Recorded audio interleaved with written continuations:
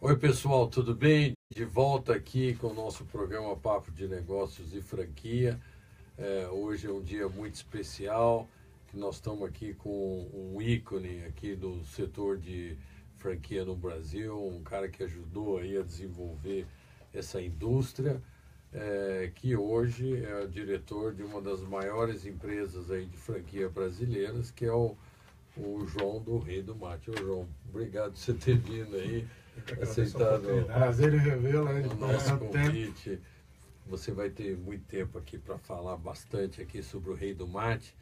Mas antes eu queria alertar para o pessoal que quiser mandar pergunta, pode mandar via WhatsApp no telefone 11 99427 2179 ou no telefone do ouvinte aqui 11 2443 3082. Então, repetindo, 11 99427 2179, WhatsApp, ou 11 2443 3082, o telefone do ouvinte. Bom, antes da gente entrar na entrevista aqui do Rei do Mate, a gente quer discutir um pouquinho o que está acontecendo no setor de alimentação rápida, de snacks, aqui no Brasil, né? E acho que não é só no Brasil, né? Eu acabei de voltar agora lá dos Estados Unidos e lá está acontecendo a mesma coisa. No fundo, é uma briga muito grande de poder prover o melhor produto para o consumidor, né? Mas o que a gente tem sentido é que antigamente a gente tinha lá o café, que era só café, no máximo tinha lá um biscoitinho, casa de suco era só casa de suco, no máximo tinha lá um sanduíche natural. Hoje realmente virou uma certa confusão na cabeça do consumidor, porque os cafés eles expandiram em muito a oferta de produtos, entrar em suco, entrar em lanches, até em refeições. Nos Estados Unidos, o café ele oferece almoço. Aqui no Brasil ainda não chegou a tanto, mas lá já chegou.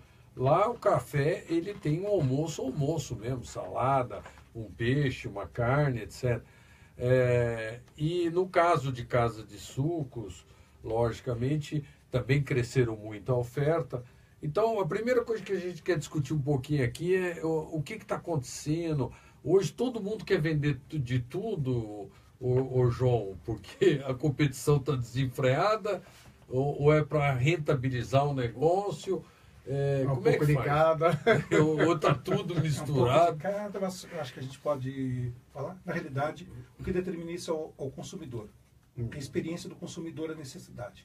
Produto, qualquer um pode vender. O que a gente vende é serviço. Então, a nossa indústria de alimentação é uma indústria de serviço que está para servir um consumidor, uma necessidade do consumidor. O que a gente tem que pensar é no modelo de negócio, de atendimento.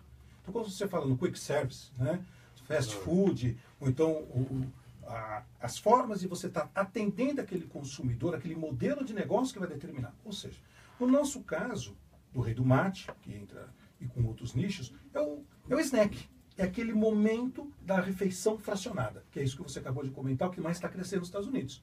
Então, as pessoas estão mudando o hábito. Antigamente você tomava um café da manhã, você almoçava e você jantava. Estava bem dividido. Estava bem dividido. Agora não. Agora você faz várias pequenas refeições durante o dia. Vários pequenos... Até pela rotina do dia a dia também, né? Porque exatamente. A gente não tem mais então, aquele horário. Então, na realidade, esse tipo... Então, o nosso negócio... O cara antes ia em casa para comer, agora não dá mais. Do Rei do Mate, como de todos os outros... E, na realidade, é para este consumidor que tem essa refeição fracionada, tá certo? Do snack. Então, mas vocês, quando nasceram, não era assim. Nós éramos o Rei do Mate. Era só mate. Era só mate, obviamente. Produto sempre tinha. Lógico, uma coisinha ou outra. Tinha pão de queijo. Mas mesmo que a questão não é essa. Você tinha o produto. Mas o fato de você ter, o quanto que ele representava da sua venda. Sim. Então, o seu core do negócio era o mate. Todo mundo conhece do Rei do Mate como surgiu, né? Na Ipiranga, com a São João, aquela tradição. A marca Rei do Mate surgiu em 1978. O sistema de franquias começou em 91. Então, o negócio principal era mate. O Antônio Carlos sempre foi muito criativo. O Antônio Carlos hoje é o principal, o executivo, né, o CEO do negócio, filho do seu Calil. Então ele sempre teve essa inovação, sempre colocar produtos. Mas é quanto aquilo representava? Obviamente, com essa mudança do consumidor, essa necessidade, aquilo passa a ter uma maior representatividade. Hoje o Rei do Mate é a maior cafeteria, rede de cafeterias do Brasil. Hoje o Rei do Mate é a maior rede de açaí do Brasil. Hoje o Rei do Mate é a maior casa de pão de queijo do Brasil. São 330 lojas. E mesmo não tendo nada disso no Não, mundo. porque na realidade a nossa proposta é atender a necessidade do consumidor. Então, obviamente... Você vende os produtos que o consumidor quer no local que ele quer. Mas associado ao modelo do negócio. A um serviço. Então, todo serviço não. E toda a nossa vocação é em cima do Rei do Mate, a essência que fez o Rei do Mate surgir, aquele ambiente, aquela experiência do aquele consumidor, a gente preserva até hoje. E quando que você começou a sentir essa mudança, essa tendência? Você acha que vem de quanto tempo para cá? Essa nova forma de consumir? Crise gera oportunidade. Né? Eu acho que nós tínhamos duas situações. Um primeiro momento é a sobrevivência de qualquer negócio, porque nós vamos falar, ninguém vive hoje de vender cafezinho. Ninguém vive hoje se for vender só um único produto. É a mesma coisa. Então vamos. McDonald's tem melhor batata frita. Então tá bom, vamos ver se o McDonald's vai viver só de vender batata frita. Não vai, ele tem que vender um conjunto de produtos. Tanto que o McDonald's é um que entrou no café e forte. Exatamente. Então, no mundo inteiro. No mundo inteiro, mas o que eu quero dizer, aquelas marcas que dependem de um único produto, aí você tem que ter um volume e uma escala muito grande. É que as pessoas só ficam pensando na margem que o cafezinho dá. Mas ninguém esquece o custo que é para poder servir aquele café. A máquina, aquela qualidade da máquina, a mão de obra, o profissional para servir um bom café, ele tem que ser bem qualificado, treinado, não é uma pessoa que a gente vai contratar, vai tirar um cafezinho, ele tem que fazer curso de barista, então nós temos todo um processo de capacitação, uma formação. Então, quanto cafezinho você tem que vender? E isso é uma coisa que as pessoas esquecem. Você está numa praça de alimentação, ou você está num mall, uma loja do Rei do Mate precisa de 35 metros quadrados em média, é de 20 a 35, né? A gente precisa ter estoque. Dá para ser quiosque? Também dá para ser quiosque, mas precisa ter uma área de apoio. Mas não importa. O shopping center, o mall, qualquer lugar, é o real estate. Ele está vendendo o espaço, o custo para o cara que vai vender joias e o custo para o cara que vai vender café. Para o mesmo metro quadrado é o mesmo. Então, cara, nós temos custos. Tá certo? Tem que vender muito café. Tem que vender muito café para pagar aquele custo para instalar. A diferença é que uma joia custa alguns milhões, um café você tem um preço de mercado, commodities. Ainda mais se o cliente for Sérgio Cabral, né? Viabiliza rápido a loja. Então como que você sai... Como é que a gente sai dessa... agregando o serviço? Então nós não basta só vender café. Café qualquer um pode vender. Como que você vai vender um café com bom ambiente, um bom atendimento, aquilo que faz com que o consumidor se sinta bem. Então, na realidade, PC... O que determina isso, obviamente, essa proposta de entrega de um serviço ao consumidor. Então, agora, outra coisa, você tem que se especializar. Isso também não é uma maneira de você ter uma distribuição de produtos ao longo de todo o dia até a noite também? Não tenha dúvida. Isso então também, você consegue, né? Então você deixa de ter... Você atende o cara desde o café da manhã até o lanche da noite. Né? A sua colocação é perfeita. No nosso caso, do Rei do Mate, quando a gente vendia só mate, nós tínhamos uma sazonalidade. A gente só vendia quando fazia muito calor com o nosso. Lógico. E no inverno?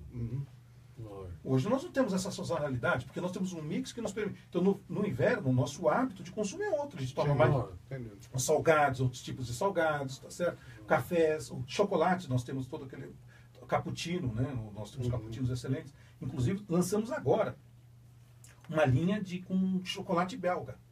Então, são os cappuccinos com a borda de chocolate belga. Nossa, que gostoso. É uma delícia. Então, esse tempinho que está fazendo hoje aqui em São Paulo. Da mesma maneira que nós temos um waffle de pão de queijo, tá certo? Você passa com Nutella. Isso eu já comi, eu gostei muito. Estou mostrando para vocês. Nós temos que inovação é uma coisa que precisa ter sempre também no nosso setor. Nosso setor de alimentação é extremamente competitivo. A gente precisa estar atento à necessidade do consumidor e fazendo as coisas acontecerem. Né? Conta um pouquinho da história, mas antes disso, só me diz uma coisa, quem que são os seus maiores concorrentes nesse mercado? São todas as redes. Todo mundo que vende comida. Todo mundo que vende café. Na realidade, mas fala quem é aqueles que você Falando, Não, você tem grandes marcas o que Starbucks é um grande concorrente. É um excelente concorrente. A Casa do Pão de Queijo tem excelente, tá certo? Nós temos o Grão Expresso, você tem vários. O Café do Ponto, a questão é. Mas cada um deles tem uma característica, um posicionamento. Da mesma maneira que o Rei do Mate encontrou um seu posicionamento, a Starbucks encontrou o posicionamento dela. O Grão Expresso tem o posicionamento dela.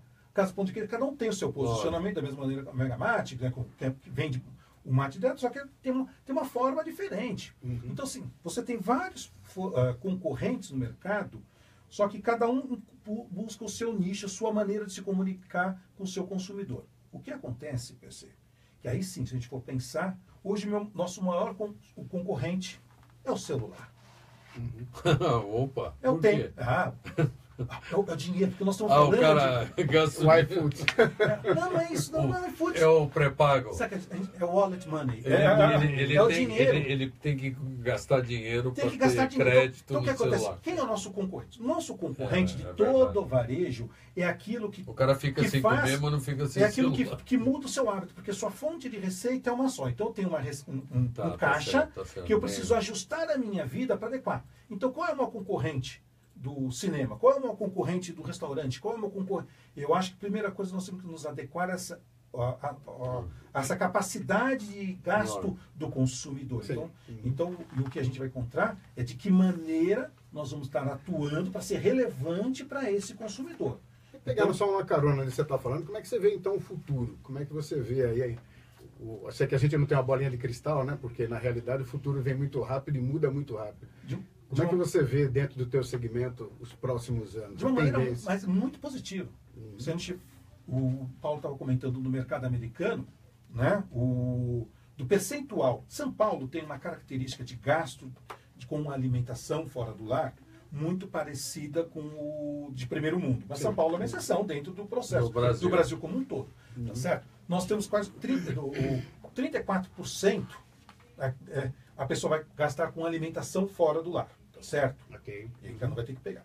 Nos Estados Unidos é 42%, é importante deixar claro, do que a pessoa tem, que ela vai gastar com alimentação, que ela gasta com alimentação, 32% aproximadamente é o que ela vai gastar com fora do lar. Nos Estados Unidos é 40 e poucos %. Okay. Então, de cara, nós já temos um potencial de crescimento que é natural. Depende. Tem regiões, antigamente no interior, aquelas regiões onde as pessoas tinham o hábito, vou almoçar em casa. Saia tudo era do lado, que não tinha. Era lá, era 10%. Ou seja, então nós temos um potencial já no próprio desenvolvimento desses hábitos desse consumidor. E outro aspecto que é muito relevante é o empoderamento, nessa palavra que todo mundo usa, mas na realidade do consumidor. Apesar de tudo que acontece, nós temos uma melhora muito significativa e um potencial de melhora maior do poder de consumo. Ok. Né? Então, acho que nós somos muito otimistas em relação, porque o Brasil, nós temos uma série de desafios para poder resolver políticos, para ver tudo que está acontecendo. Conjuntura nós descolamos dessa crise. Sim, os indicadores são todos, eu estava vendo hoje, os indicadores todos são muito positivos. O que acontece é que nós, na ponta, o consumidor, ainda não consegue sentir e fazer o varejo estar... girar na velocidade que tinha antigamente. Mas vai voltar. Com certeza. É só uma questão de tempo. Então nós temos uma boa perspectiva. João, conta agora um pouquinho da sua atividade. Eu sei que você trabalha há muitos anos com a BF, você coordena lá o grupo de alimentação. Fala um pouquinho da sua atividade, da sua carreira e um pouquinho da história lá do Rei do Mate, rapidamente, aí para a gente aí entrar na discussão da franquia aí para o pessoal entender como é que ela funciona. Na realidade, eu fui mordido, né, pelo franchise, né? Em 1992. Aliás, todos nós passamos por isso. Nunca me esqueço, a primeira feira que eu participei internacional foi feito pelo Paulo. Foi quando? Foi 92, acho que 91, 92. Foi logo quando eu entrei no sistema. Né, legal. Foi lá Tava o Hilton. tudo começando. Estava começando. O Paulo era jovem ainda, né? Muito Bons jovem. tempos aqueles. Eu tinha cabelo. Você tinha cabelo?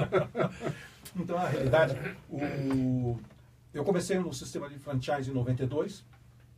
E era na época, 91, né? Foi 91, 92 foi quando efetivamente eu estava muito mais envolvido. E tinha o boom do franchise. E da mesma maneira que tinha o boom do franchise, esse crescimento, todas as redes, todo mundo optando pelo sistema de franchise como um canal de expansão, dentro do negócio que eu estava trabalhando, que era uma empresa espanhola que estava entrando no Brasil, fez uma joint venture aqui no Brasil, montou uma fábrica e tinha que criar um canal de distribuição. E pesquisando, visitando na Espanha, o que eles faziam, que eles tinham distribuidores. Falei, caramba, como que a gente vai fazer isso no Brasil, tendo pessoas falando do seu produto, né, e vendendo, dando relevância, para não ser mais um produto na prateleira. E aí, na Espanha, a gente, uma semana, visitou todos os distribuidores, fomos para a França, conseguimos fazer. E aí, como vai fazer no Brasil com essas dimensões continentais? E aí foi pesquisando, chegamos no franchising, que era uma metodologia de transferência de know-how, para a pessoa poder respeitar, né, o produto, uma série de coisas. E comecei a estudar o franchise, ler livros, li o livro do Paulo, né? Fez muito né? bem. Do cheiro, do riso, né? Então, pessoas lá que estavam lá. E aí começou todo esse... Você está velho, hein, Paulo? Você Eu disfarço. Experiente. Experiente. E aí, e essa necessidade de desenvolver o negócio fez com também que eu tivesse grandes dúvidas. Será que a gente estava fazendo? Porque nós não tínhamos com quem dividir, com quem saber se quando era tudo muito novo. Será que o que eu estou fazendo está certo?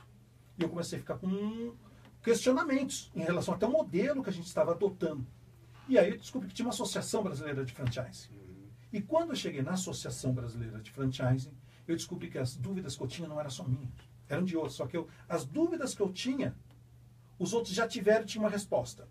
E as soluções que eu tinha era dúvida de outros, que eu também consigo perceber que era uma contribuição, uma troca papel da da associação. E aquilo me encantou. Então, no sentido dessa troca. Foi assim que eu me envolvi com a associação. Então, acho que Hoje você coordena o grupo de... Há 13 anos, 14 anos. Na verdade, 14 anos nós criamos um grupo de alimentação, né, para poder debater os desafios do setor. Fui diretor da ABF por 11 anos, né, de cursos e eventos, né, e membro da comissão de ética também. Então, sempre atuando. E também participo da ANR. A ANR é a Associação Nacional de Restaurantes, né, lá atrás. Hoje não mais tão ativo como eu fui antes, mas a gente tem procura fazer um trabalho associativo, porque no final, Paulo, é uma troca, que a gente ganha muito, a gente aprende demais. Então, não é aquilo que eu estou fazendo, não. É quando a gente está trocando e vai fortalecendo o ambiente de negócio. Então, essa é o resumo, né, da minha jornada dentro do sistema de franchise com a ABF. E, obviamente, dentro dessa jornada, aí eu tenho uma empresa de consultoria, né, de gestão de negócio, que na época, um dos meus clientes, foi o Redoate. E foi assim que eu comecei, em 1998. Comecei com uma parceria, fazendo uma consultoria para eles, e no final, deu certo essa nossa parceria, tá certo? Eu assumi a direção, era a parte de franquias, né? Toda a parte de franquias e expansão, agora estou com expansão, mas o Rei do Mate em si, em paralelo, surgiu, como eu tinha comentado, em 1978. Estou falando, entrando um pouco mais dentro do Rei do Mate. Foi o seu Calil, né, em 1978, e o seu Calil tem um filho, Antônio Carlos, que a vida inteira trabalhou com ele no varejo, barriga no balcão, né? No final ele foi... Eles são libaneses? Sírios. Sírio-libaneses. E aí o que acontece? E o Antônio Carlos fez direito e fez economia. E foram se meter com Marte, que não tem nada a ver. Ele não queria, na realidade, ele queria trabalhar no varejo. O negócio dele era no varejo. E aquelas coisas, o Antônio Carlos é uma pessoa muito criativa, tem muitos insights. E tudo que ele chegava, pai, vamos fazer essa coisa, o pai dele concordava, o seu Calil empreendedor. Que legal. Aí na hora que chegava, fazer essa mudança, fazer isso, fazer aquilo, você tinha os sócios operadores das outras, porque na São João tinha 3 lojas na São João. E aí não deu outro, o seu Calil montou uma loja, né, junto com o Antônio Carlos, no São João 530, na época, onde tudo aquilo que essa criatividade, essa inovação dentro daquilo que já se fazia dentro do Rei do Mate, ele conseguiu colocar. Vou dar um exemplo para vocês. O mate, que antes era com frutas, começou a bater com polpa de frutas. Que antigamente era maguariça, o suco de uvas. Então, imagina a variedade de produtos, entre várias outras inovações. E isso gerou um atrativo, todo mundo queria fazer igual o Antônio Carlos estava fazendo, mas surgiu outros concorrentes, uma série de coisas. E aí o Antônio Carlos viu a necessidade de expandir e cresceu com o negócio através do sistema de franquias. Né? Apesar que ele já tinha isso, quando ele entrou com o seu Calil, ele já estava pensando numa maneira de exponencializar o negócio do Rei do Mate. Então, em 1991, começou esse projeto, em 1992 foi a primeira unidade franqueada no Shopping Penha. Na época era com um casal de franqueados. E de lá começou essa jornada. Eu entrei em 98, quando eles estavam com 36 lojas franqueadas e tinha 6 lojas próprias. E aí a gente foi todo Hoje está com quantas lojas? Hoje o Rei do Mate tem 330 lojas, né, operando 306 lojas. Uau. Hoje nós somos a maior rede de cafeterias do país, a maior rede de mate. Né? Que legal. E a concentração dessa distribuição pelo Brasil, como é que está? Nós estamos em 85 municípios, 20 estados. Né? Beleza. Então, mas quais são os mercados de maior sucesso no Brasil? Aonde vocês sentem que tem mais lucratividade ou não tem isso? Mas não é questão da lucratividade, porque acho que é questão de ver o potencial também de expansão. Um mercado que nós somos muito fortes é no Rio de Janeiro. No Rio de Janeiro nós temos 130 lojas. Nossa. É porque o carioca tem o hábito. Tem o hábito. hábito do mate. Nós hoje somos a maior rede uma das maiores franqueadoras do Rio de Janeiro, só pelo número de lojas. Imagina só, são 130 lojas no Rio. Nós temos uma estrutura. Então, só que nós não temos, graças a Deus, um problema de aceitação do produto. O produto, nós temos uma penetração boa no Nordeste, no Norte. Né? Só em Manaus nós temos 4 lojas. Né? O que acontece, Paulo? O que vai determinar ou não essa expansão é aquele mercado poder absorver um investimento para o modelo de negócio. Quais mercados são difíceis de entrar no Brasil? De entrar e crescer. Crescer. Mas aí é questão de... Minas Gerais. Por quê? Minas Gerais tem uma característica específica, apesar de ser um mercado potencial de consumo incrível, mas pão de queijo, todo mundo tem em Minas. Café, todo mundo tem em Minas. Então, na realidade, não é só questão disso, é tem os concorrentes indiretos lá que são muito fortes. Ele não gosta de mate, o mineiro não gosta de mate. Mas, ele gosta, mas na realidade, são marcas... Vou dar um exemplo. É verdade, porque é importante. Um mercado... Mas isso não quer dizer que você... Apenas o desafio... É mais difícil. É que nem o Rio Grande do Sul, todo mundo fala que é um mercado difícil. É exatamente o que eu ia comentar agora. Obrigado, você me poupou. Rio Grande do Sul é o mercado mais... Porém, não podemos mudar. Está mudando também a indústria, o varejo no Rio Grande do Sul. Eles estão começando a vir para o Brasil, vamos dizer assim, né? Porque a gente fala brincando que o gaúcho precisa ter o passaporte, né? Olha, você tem... Eles estão mudando, jura? Eles estão abrindo. Nós abrimos agora uma loja no Rio Grande do Sul, pelo aeroporto, justamente para poder facilitar, para poder ser a porta de entrada. Né? Mas é melhor você entrar pelo aeroporto. Então, pela porta de entrada, nós estamos no Salgado Filho, nós temos uma loja do Rei do Mate lá. Né? Então, mas é um mercado, obviamente, são mercados que você tem desafios para desbravar até por causa da regionalidade. Que todas são mercados que têm as suas marcas próprias, aquele seu hábito. E também existem alguns concorrentes indiretos, né? Você tem hoje padarias gourmet, você tem outros tipos de estabelecimentos comerciais que, de uma certa maneira, influenciam o hábito do consumidor. E essa disseminação das máquinas de café, que a gente tem hoje em vários lugares também, já chama um pouquinho do pão de queijo, né? Você vai no nosso departamento de material para construção, você vai em outros segmentos que não tem nada a ver, você tem lá um cafezinho, você tem lá um negócio para você comer. Eu até estava fazendo um trabalho aí para um cliente nosso, que é uma rede de lojas de roupas populares. Eu visitei uma grande rede aqui que adotou uma marca própria para desenvolver um café dentro da loja. E tem lá uma cafeteria, tem lá... Mas isso lá fora também, os grandes magazines, todos têm alimentação dentro. Mas o que eles estão fazendo, que eu acho muito legal, eles estão levando marcas consolidadas. Ou eles levam um Starbucks, ou eles levam um Dunkin' Donuts. Só não levaram o Rio do Mate ainda porque nós já fazemos isso aqui. E aqui vai acontecer isso aqui. Não, já acontece. Pelo menos no Rio do Mate já acontece. Você tem loja dentro de outras lojas? Era uma pergunta. Temos. Nós temos vários modelos. Como que é distribuído? Nós temos lojas dentro do varejo, dentro de shoppings, tá certo? São 130 lojas. Você está na praça de alimentação ou fora da praça? Fora da praça de alimentação. Fora não é refeição. Não sou refeição, não posso. Na hora que a gente. Não é almoço já. Aí aquilo que eu estou falando do serviço. É o snack. É o snack. Então, o momento daquele consumidor é outro. Então, nós estamos dentro de shopping centers, dentro de hipermercados, lojas de rua. Nós temos lojas dentro de lojas, dentro da Dicico, dentro da Leroy. Tá certo? Então, nós, dentro da Decathlon. Olha. Dentro de hospitais, dentro da Redditor, nós temos mais de 12 operações hoje. Na Redditor, nós temos no Hospital do Câncer, várias coisas dentro de hospitais. Universidades também? Dentro de universidades, na Universidade de Mackenzie, nós temos dentro da GV, no Rio de Janeiro, tá certo? Nós temos dentro de aeroportos, que eu já tinha comentado com vocês. Nós temos loja dentro de clubes, né? Dentro de clube, na área social do clube, para poder atender que legal. No São Paulo Futebol Clube. Tá certo? Legal. Então, o que acontece? Hoje, nós temos vários modelos. O nosso modelo de negócio é um só. Fala dos modelos de loja e investimento. Para a gente, nosso ouvinte, ter uma ideia. Uma coisa importante. Como o nosso conceito é o mesmo, então, nós podemos ter a loja ou o quiosque. Sim. Mas para nós não existe diferença de modelo de negócio, porque o investimento para um quiosque é muito parecido com o de uma loja. Porque o mix de produto é o mesmo. O que é diferente, Paulo, é a obra.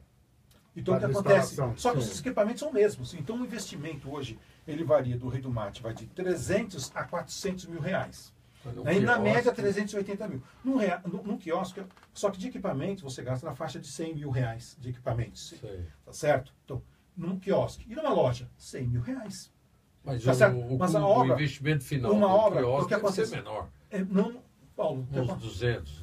Não sabe por que não. Vamos... Chega a 300 mil? O total, a soma de todas as despesas, chega a 300 mil. Porque a loja, normalmente, depende se é aquele shopping no osso ou não, mas a loja, se for num shopping, o investimento. Mas o quiosque deve ser aquele construído, né? Não é aquele quiosque simples. Vamos ajudar você, vamos facilitar. É legal essa tua pergunta, porque é a dúvida de todo mundo que quer entrar no mercado. Acha que é tudo muito fácil. Né? Não, e acha que o quiosque é barato. E acha que para vender café, importante. João, dá para montar um negócio com 60 mil para vender café? Dá. Só que você não vai conseguir agregar valor, marca, prestação. Você vai ser mais um no mercado. Então, se você quer ter um diferencial, aquele ambiente para você dar... ter melhor volume de venda, né? Bons equipamentos. Então, o que acontece? Um bom liquidificador, Paulo, custa 3 mil reais. Se eu vou num quiosque, que eu tenho que colocar aquele silenciador, é 5 mil reais o investimento de um liquidificador. Tem que ter o silenciador. Tem que ter o silenciador para mais. Então, calma aí. É verdade, eu pensei. Aí chega o cara. Corredor do shopping, lá se você chegar em qualquer uma. Pela internet comprar, você consegue comprar um liquidificador por 300 reais. Claro. Mas é questão da produtividade, da qualidade. Você tem que ter. Um forno é a mesma coisa. Como é que você vai fazer assar um salgado, um pão de queijo para servir com aquela padronização e com aquele expectativa do consumidor se não tiver um bom equipamento? Então vamos lá. Então vamos lá, vamos chegar. Então, 100 mil reais é a parte de equipamentos. Isso, todo mundo gasta 100 mil. O que vai acontecer para a montagem da infraestrutura? Um quiosque vai ser de 100 mil reais em média, a parte de infraestrutura. Mas ele é construído, né? Ele não é aquele quiosque de madeira tradicional que a gente vê. Ele é construído e você pode ter, mas você tem que se adequar ao espaço que você tem. Tá certo? Quantos metros? Então, um quiosque com 16 metros quadrados a gente já consegue fazer 15 metros quadrados. Só que precisa ter uma área de estoque. Grande, Só que a gente precisa ter uma área de apoio. Lógico. Certo? Para poder. A questão de estoque e tudo. Quando você vai para uma loja, nós estamos falando de investimento de 150 a 250. João, por quê? Vamos imaginar, você vai fazer uma obra num shopping center. E aí você vai fazer uma obra no shopping center, e na hora que você chegar lá, o shopping fala assim, olha, você precisa colocar Sprinkler, você precisa colocar o ar-condicionado, mezanino, porque era um shopping cru. Beleza. É um investimento a mais. Ou então mesmo que você entre num outro shopping, o shopping fala assim, você só vai poder fazer sua obra à noite, porque durante o dia você vai fazer... Então você já vai ter que pagar o adicional noturno da obra. E tem shoppings que falam assim, você ainda vai ter que... Os funcionários têm que ser registrado na construtora, não pode ser empreitada. Que é a coisa mais normal, todo mundo vai fazer, contrata o engenheiro vai, ele tem os profissionais que dão nota, dão tudo, e faz. Só que não, nesse caso tem que ser registrado. Só isso já aumentou de 200 para 240 mil, só pelo custo do Brasil trabalhista da mão de obra.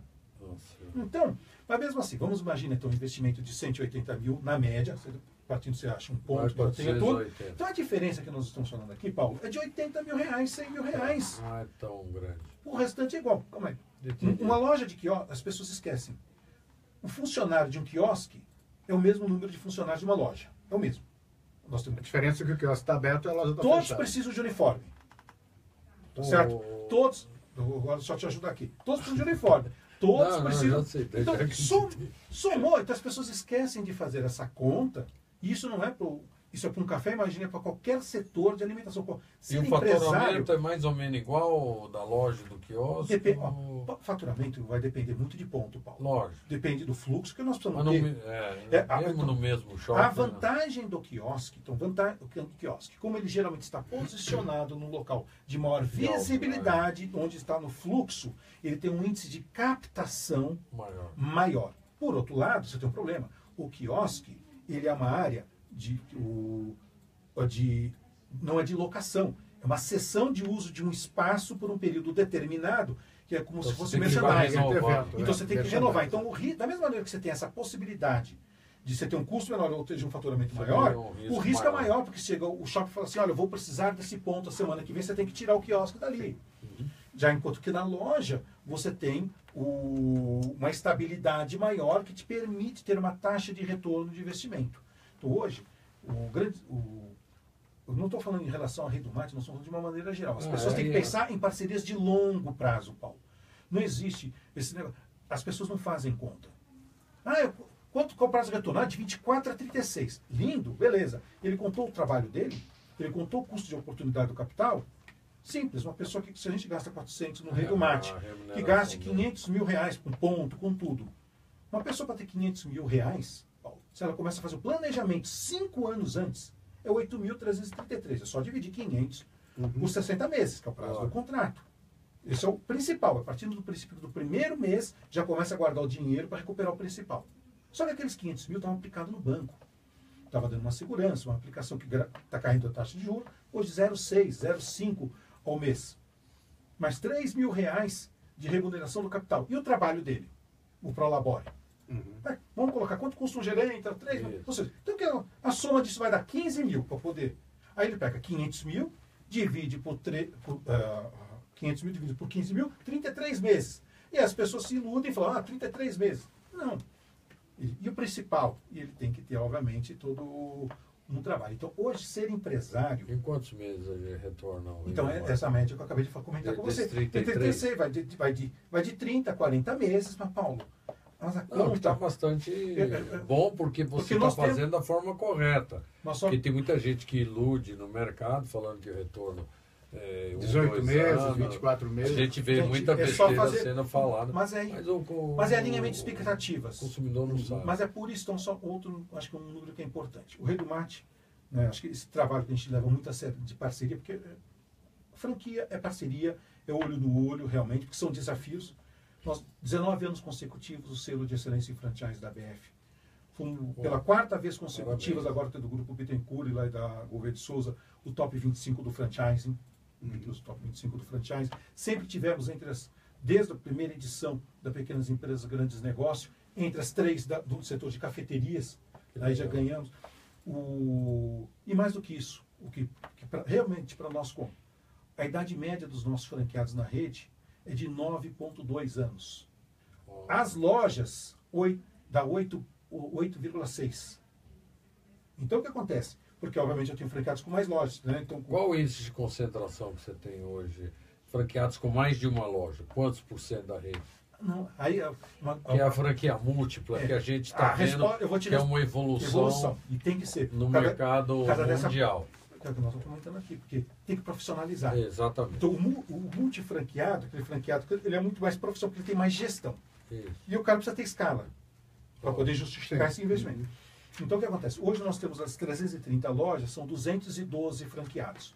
Mas não é você pegar, dividir os 330 por 12, por 212, né, que vai dar 1,4 uma média aritmética. Porque acontece, vamos imaginar nós três aqui. Eu sou franqueado de uma loja, operador. O Paulo é franqueado operador de outra loja e você de outra. E aí nós resolvemos entrar de sócio. Numa outra loja. Numa outra loja, você tem o percentual, e na outra que se cruza. Tá. Então nós temos, nesse aspecto, nós temos franqueados que participam de outras lojas, 2.2, então é o meu número. Então, que são duas maneiras diferentes de você Sim, ver. claro. E outra coisa, o nosso crescimento, se a gente pegar dos últimos 5 anos, né, porque esse ano mudou um pouquinho desse perfil em função de tudo, é de 50% a 60% do crescimento da rede é com os próprios franqueados da rede. Teve anos que é 70% do nosso crescimento. Então, quando, isso diminui você muito consolidou o seu franqueados mais economicamente mais fortes e com mais experiência. Isso facilita até a tua expansão também, né? Facilita, mas na realidade você também fica... Mas é bom você ter uma oxigenação. Gente nova, então, tudo é importante. Tem que né? ser os dois Tem casos. que ser os dois casos. E internacionalmente, vocês têm planos de ir para o exterior? Por que o mate não é conhecido lá fora? A gente não vê nada de mate. O mate está crescendo muito nos Estados Unidos. Eu não vi nada. O mate está crescendo bastante. Então, você tem uma rede americana chamada Arbol Tea. Tá? Se começou. Mas só que o que acontece é que o hábito do americano hoje é em cima dos mates, são aquelas as bebidas do chá. Como se fosse um chá. Tá. Então, mas esse... Entendi, porque nasceu como chá. Exatamente. Chá mate. Então, o que está acontecendo é que está tendo a indústria. Então, a indústria, o hábito da bebida do mate, do tea deles lá, está crescendo bastante. É que a erva mate, né, como nós conhecemos, só tem uma rede mesmo, que é a Arbol Tea lá nos Estados Unidos. Mas mesmo assim, você tem potencial de crescimento. O mate é uma planta originária da onde? É uma boa pergunta, que eu estou curioso agora. O mate não é do Brasil, né? É do Brasil.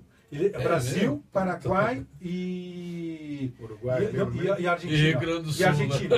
Então, é uma faixa de terra. País. É uma faixa de terra, tá certo? É uma planta nativa que está numa faixa de terra. Só aí que dá. É que nem o açaí que só dá lá no Pará. Exato, mas só que agora você já tem erva mate em outros países que levaram para outros países. Né? Mas o produtão, então, aonde é produzido no Brasil, nasceu aqui. É no norte da Argentina, você pega uma parte do Paraguai e do Brasil, é um feixe de terra. E o Mato Grosso. Então é um feixe de terra. Qual a diferença do mate e do chimarrão que o gaúcho... É a mesma coisa, a diferença é congelado e o outro é quente. Mas só que a diferença também você tem o tererê, não vamos confundir, porque tem... Não, tererê eu não conheço. Tererê é o chimarrão, é o chimarrão que você toma gelado. Tá certo? Então ele é muito, é muito forte, por causa do calor, ele é bem gostoso. Então a diferença, a erva do mate, tá certo? Quando a gente é igual ao do chá, ela é uma erva torrada. Já que se fosse um tererê, ela já não ela só ela tem propriedades. Muitos. Isso é uma coisa que a gente também não falou aqui. O mate, ele é, Paulo, diurético, ele é como é que fala? O pessoal estava muito lá no Rio Grande do Sul por causa do vinho, da carne, para ajudar na digestão, para ajudar na filtrada, um detox do gaúcho. Nós não podemos confundir a erva mate com o chá. São coisas distintas. São coisas. O chá mate é outra coisa. Não. A erva não. O chá mate é feito com erva mate, certo? Mas é que o chá a propriedade medicinal da planta é assustadora. É incrível. Vale a pena as pessoas pesquisarem na internet, porque ela tem vitaminas, tá certo? Várias coisas. E tudo que você come, ele é não só diurético, também ele tem cafeína.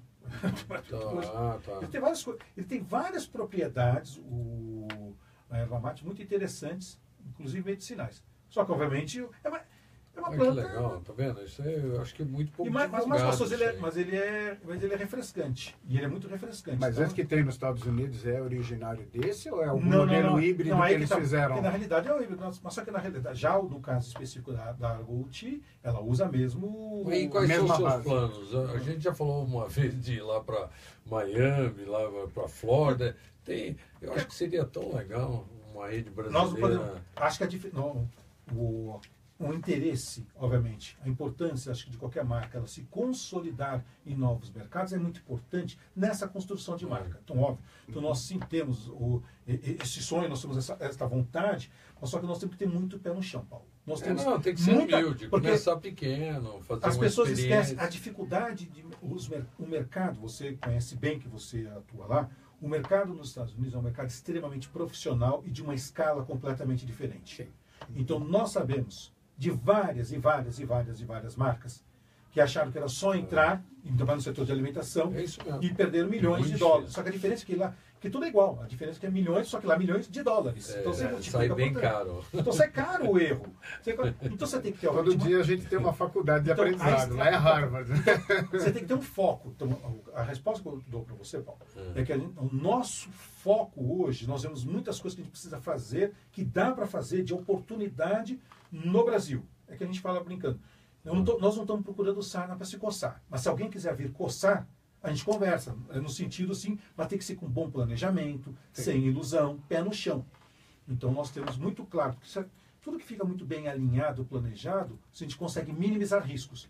A gente aquilo da oportunidade, tentar dar o tiro milagroso, nós não podemos pôr em risco todo o trabalho e todo que foi desenvolvido. O que a gente tem visto que é o melhor caminho para internacionalizar é o próprio franqueador fazer uma experiência. Montar uma unidade piloto lá e ele mesmo testar. Ele começar a aprender, pode fazer um store em store, fazer uma coisa assim, pode pôr produto no supermercado. Ele tem que buscar outras ideias. Ou buscar parceiros que tenham este papel e estejam dispostos a isso sem ilusão. Aí sim, ou fazer um joint event. Aí tem que pegar gente que é do ramo da alimentação, mas que já vai saber operar. Franquia que... Eu já digo, o nosso caminho, já digo para você, no nosso planejamento é dentro dessa linha.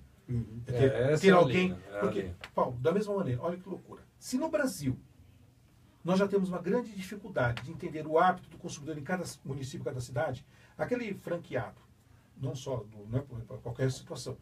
Vou mudar de cidade, porque encher aqui, vai para outro lado achando. Ele vai levar os problemas para outro lugar. Sim.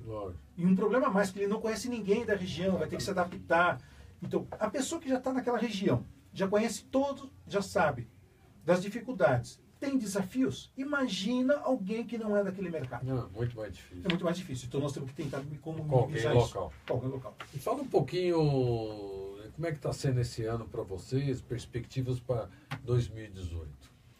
Como eu comentei, a gente está muito otimista em relação a essa retomada lenta, né? O varejo sentiu muito, de uma maneira geral, por causa do número do desemprego. Porque no nosso setor de alimentação, o desemprego ele bate direto. Porque vai desde o vale-refeição que as pessoas recebem mesmo, a mudança no hábito que elas têm, uma série de coisas. Por outro lado, nós do Rei do Mate nos beneficiamos, quando eu digo beneficiar assim, porque nós somos como nós temos preço e variedade de produtos, como você bem comentou, né? Escala, né? E escala, o que acontece? Nós passamos a ser uma nova opção para o novo consumidor. Sim. Então, qual foi a nossa estratégia? Nós já, nessa época que todo mundo falava de crise, nós investimos nas lojas, novo posicionamento de marca, lançamento de produtos. Acabamos de lançar um cardápio novo, com uma série de produtos novos, né? Desde a parte de comunicação, ou seja, nós estamos preparando a rede para essa retomada da economia. Perfeito. Então, nós não paramos. Então, na realidade, acho que nós vamos estar colhendo frutos, né, desse processo. Grande vantagem que nós já percebemos nas nossas lojas. Aquela queda que tinha antes do número de consumidores parou. Já nesse ano já começou a se retomar o número de TCs, né? De está batendo. É muito modesto, mas ele parou, aquela curva. Sim. O nosso ticket médio esse ano subiu já 8%. O faturamento da rede 10%. Quanto é o seu ticket médio? Nós estamos com 14 reais de ticket médio. Né? Você tem uma ideia? Em 2014, quando entrou, né, começou, no final de 2014, 2015 na realidade, começou a crise de uma maneira, nós tínhamos um ticket médio de 10,50. Hoje nós estamos com 14, vê quanto nós crescemos. Não foi 50%. Mas teve queda de circulação, mas por outro lado, compensamos com a eficiência, a melhor comunicação. Então nós estamos vendo com bons olhos, porque a gente está fazendo nossa liçãozinha de casa. Não estou falando para você que é uma coisa fácil. Lógico. São grandes desafios para todo mundo, Mas se a gente tem uma rede comprometida, franqueados, bem treinados, então a gente está investindo muito em treinamento, capacitação do franqueado e conversando para eles poderem estar investindo e acreditando no negócio. Tá. Vamos falar das perguntas. Tem um pessoal aí que está querendo saber bastante aí. O negócio pipocou aqui. Vamos lá. Vamos lá. Aqui tem o Fernando aqui de Guarulhos. Qual é o território ideal para cada unidade? Vocês têm várias unidades. Aí fala um pouquinho também da política de território. Política de crescimento, política de território. Legal a pergunta. Boa, Fernando. Primeiro, a nossa venda é uma venda por impulso. Então, é ponto a ponto. Shopping é um shopping. Tá certo? Mas já a loja de rua depende aonde você está. Se você estiver do outro lado da rua... Um shopping não pode ter mais de uma loja? Pode, mas só que vai ser do mesmo franqueado. Nesse caso, o território é dele. Então, na nossa política, como é uma venda por impulso, ela é uma loja de venda por impulso, não é loja destino. Né? Tá. Você não sai, óbvio que nós temos esses clientes, como todo mundo tem, mas... Mesmo na loja de rua? Mesmo na loja de rua. Porque é rua de tráfego, compra de passagem, impulso. é compra de impulso. Então, compra de impulso. Então, nesse caso, pela característica do negócio, o nosso território é o ponto, é a loja. E o que nós fazemos é um estudo de mercado para saber a influência daquela região que lojas cabem ou não, e da influência. Então, tem situações que eu posso ter num centro 15 lojas. Tem outro que na cidade inteira uma só. Então, a gente tem que ter o bom senso Em Copacabana, por exemplo, deve ter diversas lojas. Então, mesmo centro de São Paulo e vários outros lugares. Então, o que acontece? Então, o que acontece? Então, principalmente a área que tem muito pedestre, né? Muita gente que nós temos uma política, e aí é questão de preferência, tá certo? Nós temos essa preferência pela qualidade. Porque nós não vamos dar território para uma pessoa para ela fazer um mau trabalho. Claro. Ela senta em cima do território e não faz nada. Então, aquele franqueado... Você não pode tirar a pessoa porque tem um contrato lá. E você tem um potencial, e quem vai crescer vai ser a concorrência. Que nós não vamos crescer desenvolvendo a marca. Quando você deixa ele fazer o bom trabalho, você abre espaço para a concorrência. Você precisa sempre estar fazendo um bom trabalho para poder consolidar sua presença. Então, nesse caso, nossa política...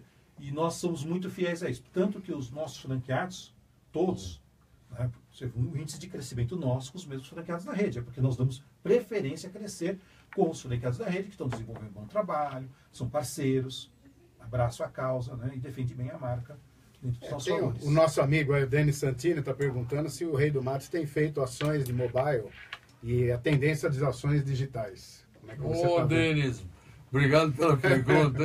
Vamos lá, Denis. Semana que vem o Denis vai estar aqui falando com a gente. A pergunta do Denis é boa porque é o que está bombando, é o que está acontecendo agora. Claro. Nós estamos falando desse novo consumidor com novos hábitos e que hoje ele tem tudo na palma da mão. Eu falei, até brincando, qual o maior concorrente, né? Para tirar o faturamento. Eu falei, brincando, era o celular por causa do gasto. Eu brincando. Sim, claro. Mas da mesma maneira que esta rede social, é isso que faz com que as pessoas hoje tomem decisões. A decisão de compra dele já é formada antes de sair. Então você precisa ter um relacionamento. Então você precisa integrar todas essas formas de comunicação e integração.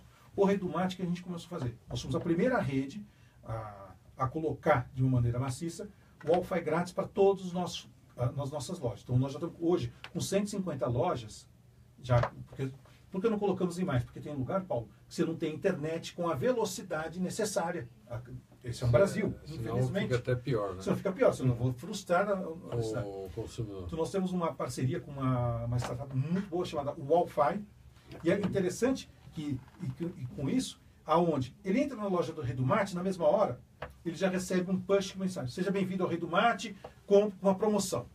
Aí ele sai do Rei do Mate e vai na loja do Paulo, na camisaria do Paulo.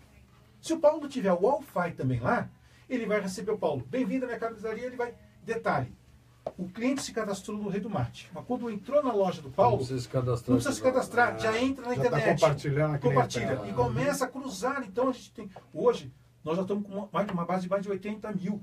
Nossa, que beleza. Pessoas. Então imagina o que dá para promover. Só que o que acontece? Nós estamos aprendendo a lidar com isso. Nós estamos aprendendo, então acho que tem que ter uma forma das redes conseguirem eu estou falando até comentando porque é importante. Ninguém pode estar fora disso. Esse é o futuro. É o futuro. Então, sim, então a gente vê com muito bons olhos, até para poder criar esse relacionamento. Na realidade, ele é uma das peças importantes nesse inbound market, né? Que a gente está falando aqui de se aproximar, criar essa relação com o cliente. Para contar essa história, né, você precisa ter ferramentas. Então, acho que sim, é muito importante isso.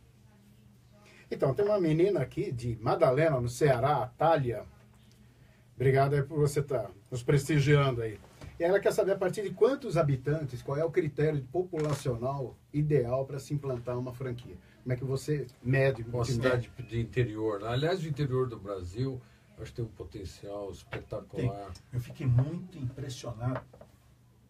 Eu pensei, em Minas Gerais, eu estava vendo, um dia teve uma pessoa que mudou interesse tal, uma cidade. Na hora que eu entrei, a cidade tem 140 mil habitantes. Na hora que mesmo no Google Maps, você entendeu? Você chega lá vai na rua principal, só é assustador o número de pessoas que você tem. Essa é outra coisa linda da tecnologia, né? É. Hoje você consegue entrar nas ruas dentro das lojas. É mesmo? Se você pegar no Google Maps, você vai caminhando e a sua loja, você clicar e tem uma lá, você entra dentro da loja e vê todos os os produtos, os consumidores. E aí a gente fala, nossa, como esse Brasil é uma coisa maravilhosa, com potencial de crescimento, regiões que estão se beneficiando do agronegócio. E o agronegócio está indo muito bem. Mas o que é importante? A gente tem que escolher esses centros que têm essa vocação de serviços. Senão você vai ficar na mesma. Mas qual a população mínima? Tem 80 mil, tem. Nossa, mas o que é importante? A base é 80 mil, PC, mas vai depender. Pode ser que tenha uma loja, uma cidade com 60 mil que tenha muito mais potencial do que outra de 200 mil. Você tem razão. Porque a gente precisa entender qual é a vocação daquele polo, daquele centro. Então, tem um potencial incrível, realmente, a partir de 80 mil, e a gente tem que fazer um estudo todo de mercado, né? A gente faz com geomarketing, nós usamos ferramenta de geomarketing dentro do escritório para poder fazer isso. E, obviamente, envolvemos o candidato à franquia, porque a decisão é dos dois. Nós ajudamos com as inputs, com as informações, mas quem vai ajudar, quem vai assumir o risco é o candidato. Porque nós não podemos esquecer, ser franqueado, né? Ser empresário, e é saber assumir riscos. Muito bom. Tem o Felipe Espanhol aqui. Obrigado aí, Felipe. Ele está agradecendo você pelas dicas que você deu aqui no programa, pelos cursos que ele fez na ABF. E graças a isso ele tem 3 lojas e inaugurou uma semana passada aí. E a pergunta dele é: hoje, como qualquer empresário, temos muito espaço para erro. Gostaria de saber a opinião de vocês sobre iniciar o crescimento da rede apenas em grandes centros. Como é que você vê isso? Muito boa pergunta. Excelente pergunta. Acho que nós temos um problema de tempo, né? Mas dá para responder. Então vamos lá.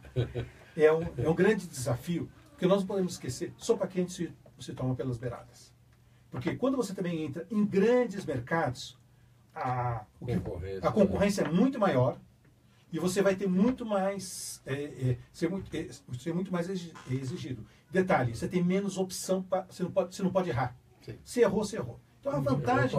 Então você tem excelentes oportunidades, isso que é lindo do interior, que está crescendo demais, com grandes marcas franqueadoras, conceitos. Só que a pessoa precisa chegar na hora e tomar coragem de encarar aquele novo mercado. Mas sim, então, tem mercados excelentes, e eu acho que onde você começa no mercado menor, para você testar o seu conceito, se desenvolver, pode te dar base para ir para o mercado maior. Porque quando você entra no mercado grande, você já tem que estar preparado. Você tem que estar preparado. Porque os outros não vão ter dó. Aliás, a escala vai fazer diferença. Então, aí que entra a grande vantagem de uma marca forte e consolidada. Que aí você já sai com uma dianteira boa. Né? Por isso, e você comentou bem agora rapidamente, os multifranqueados, hoje você tem franqueados, eles não querem ser franqueadores, eles querem ser franqueados. Você pega um Eric, isso mesmo. você pega o Roberto Albuquerque, você vê. São grandes franqueados. São grandes franqueados. Né? O Alberto, né? Mas eu lembrei agora, você estava falando. São pessoas incríveis que servem assim, de inspiração empresarial. Sem dúvida. Gente, tem franqueados no mercado que faturam mais que muitas franqueadoras. E o negócio deles é, às vezes, administrar as lojas franqueadas. Ele deixa aquele papel para o franqueador, ele é o melhor franqueado, o melhor gestor. Isso é incrível. Muito bacana. Bom, tem mais alguma Por pergunta? hora. Dá tempo de fazer mais uma pergunta? 1 minuto e meio. Vamos lá, rapidamente, Então, vamos lá. a última pergunta. Pedro Henrique, lá do Rio de Janeiro. Obrigado, Pedro. Tem algum benefício especial para quem abre a segunda, terceira loja? Como é que é a política de incentivo para o franqueado criar crescer? No nosso com caso, novas nós lojas? temos. No nosso caso, é em relação à taxa de franquia. Nossa taxa de franquia, pelo que a gente entrega, hoje, comparado com os outros, é uma taxa baixa. Nós cobramos R$ 29.500 de taxa de franquia. mesmo. É baixa mesmo. Para a primeira loja, segunda loja 25 e terceira loja 20 mil. O que a gente quer fazer com que os franqueados Incentivar ele a incentivar. crescer. Que eles cresçam. Até porque também ele te dá menos trabalho, né? É. Porque de uma certa maneira ele já está treinado, ele já Lógico. conhece a operação, então o custo de implantação Nós sabemos também que é pelo menor. que nós entregamos, pelo que nós temos de marca, mas é um valor que ele é justo, que ele tem que ser, porque a conta tem que fechar no Com sentido certeza. do investimento como um todo. Uhum. Então, acho que só resumindo, PC, parceria no franchising, para dar certo, tem que ser de longo prazo. Lógico. Negócios de curto prazo, porque senão você não consegue ter taxa de retorno do investimento, mais do que isso. Você não consegue ter uma perpetuidade do teu negócio, Lógico. para você ter uma valorização do seu fundo de comércio, que é o seu patrimônio, né? Sim. Uhum. Ô, João, olha, foi uma aula espetacular Obrigado aí pela hoje, aula, né? aí, Muito além bom. da gente conhecer profundamente uma das melhores franquias aí do Brasil, que é um orgulho para nós, que vimos nascer aí o sistema de franquia, né? E estamos vendo hoje aí que essas grandes redes estão se consolidando aí no mercado e em breve, eu tenho certeza, vão crescer até internacionalmente. E você deu uma aula também de como se deve fazer uma franquia de sucesso e bem feita. Muito obrigado aí. Desejamos muito sucesso, novos sucessos aí pro Rei do Mar. Eu que agradeço. Prazer em revê-lo, João. Obrigado aí pelo teu conhecimento, pela tua experiência para nós. Obrigado, gente. Não, foi muito legal. Muito bom. Muito bom. Pô,